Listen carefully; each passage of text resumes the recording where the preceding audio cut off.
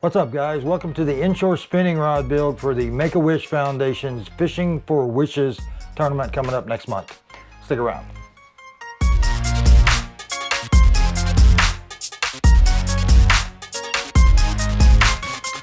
Every year, one of my clients in the construction company sponsors a Make-A-Wish Foundation fundraiser. It's called Fishing for Wishes. It's a saltwater inshore tournament. It's a redfish, trout, snook, slam.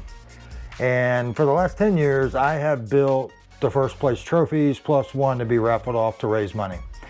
Now, last year in one day of actual tournament, my client raised $250,000 for the Make-A-Wish Foundation. So this is kind of important to me. I donate these rods. So here's what this year's rod's gonna be.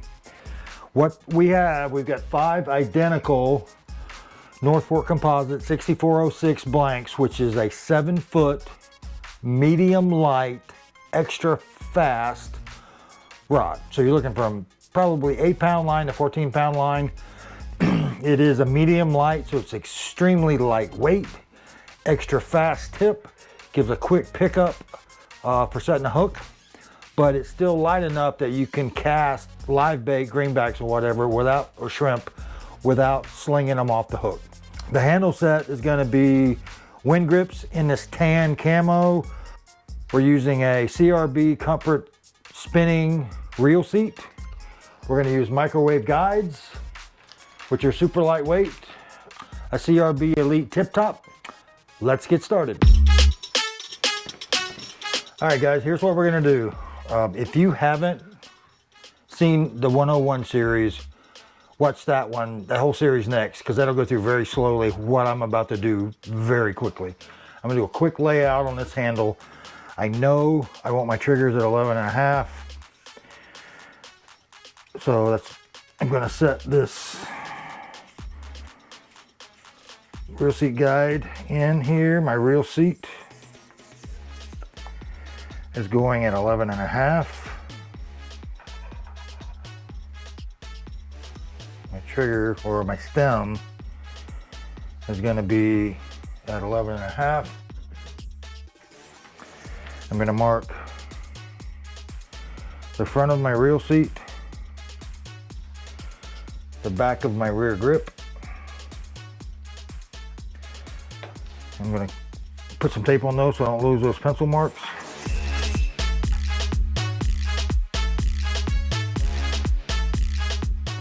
Got my basic layout done. I ordered the butt grips, the fighting grips, in the 3/8 instead of the half because this blank diameter at the bottom is quite a bit smaller than the other blank we were using. So let's get started reaming. Okay, before we're gonna get into reaming, I'm gonna go ahead and spline this rod real quick.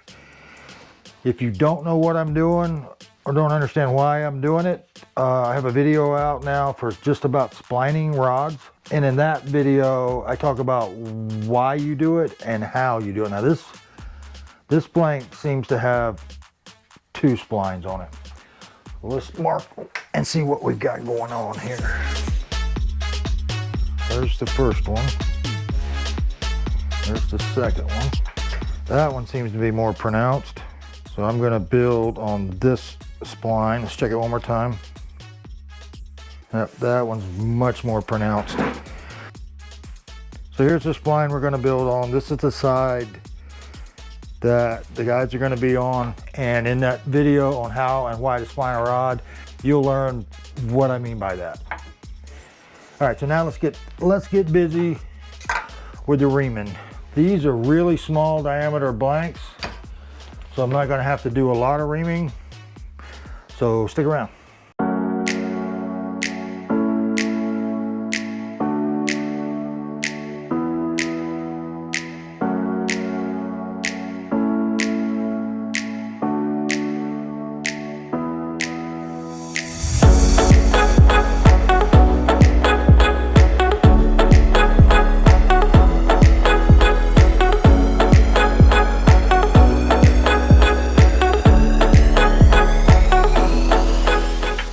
That went surprisingly well. Building 5 rods that look exactly alike are obviously easier than building 5 rods that don't look alike. I'm building on the exact same blank, so when you start reaming, you know about how far you got to go with each one after you've done the first one. So that went well. I'm going to mix up some epoxy paste and we're going to get busy gluing these up. So stick around.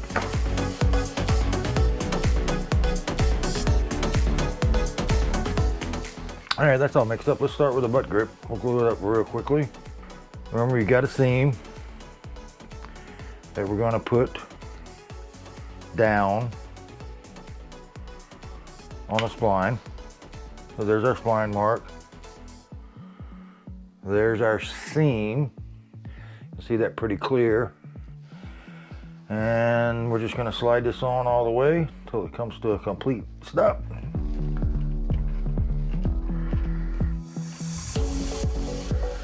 That's it right there. Find the spline. I'm going to rotate the seam to the spline. And that's it right there.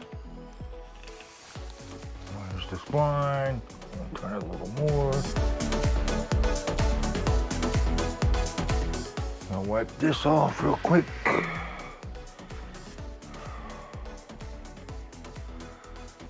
One quick wipe there.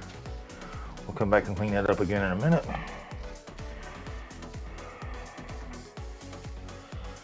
That's where we're going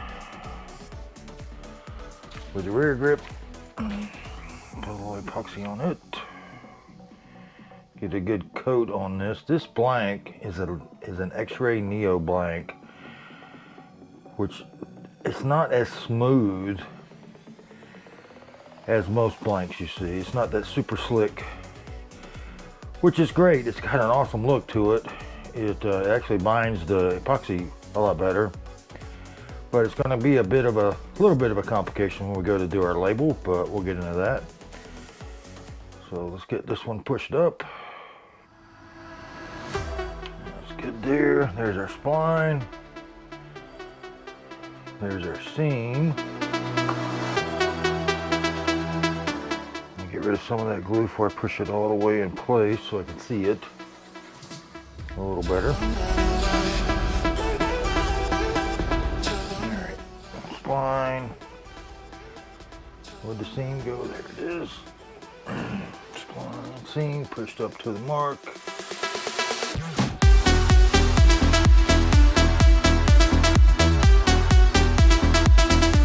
Okay, now we'll start on the reel seat. We know the reel seat was going here. We had it marked already. So quick check. All right, there we go. Just checking things, guys. Doesn't look right, but that is my 11 and a half, actually about 11 3/4 of that bulb on there. Trigger seat. So we'll touch this one up and exactly where I'm building to.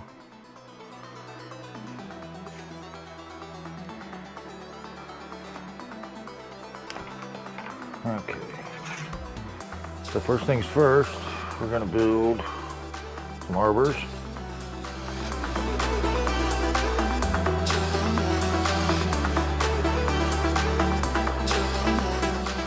Well, I'm going to finish gluing all these up. You guys have seen me put a reel seat on before. I'm going to do all 5. When we come back, we'll be ready for layout and guides. As always, thanks for watching. I will see you next time.